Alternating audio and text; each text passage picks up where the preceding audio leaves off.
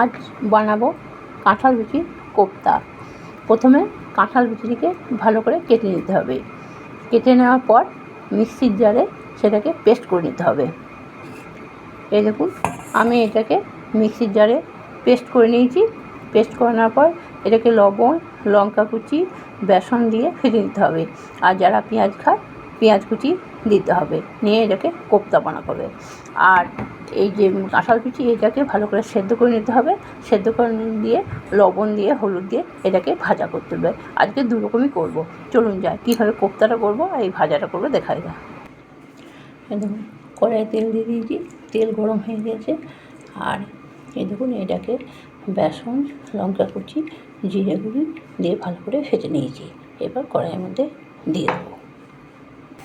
এরকম কড়াইয়ের মধ্যে ভরার মতন করে এক একে দিয়ে দিলাম। এবার এটাকে আস্তে আস্তে উল্টে দিতে হবে। আর গ্যাসের আঁচটাকে একটু সিম করে রাখতে হবে।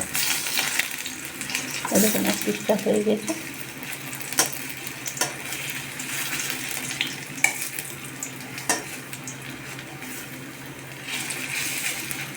পরের পিসটা উল্টে দিয়ে এই দিকটা হয়ে যাক এবার। আর গ্যাসের আঁচটাকে একদম সিম করে দিতে হবে, তবে ভালো করে ভাজা যাবে। এইটা আমার কোপ্তা তৈরি হয়ে গেল, এবং সুন্দর করে ভাজা হয়ে গেছে। এবার আমি কি এটাকে তুলে নেব।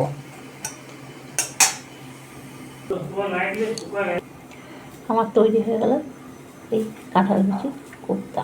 দারুণ সুন্দর, মচমচে হয়। আপনারা করে দেখবেন, খুব সুন্দর খেতে হয়, দারুণ খেতে হয়। আর যারা পেঁয়াজ খায় পেঁয়াজ দিয়ে করলেও ভাজা হয়।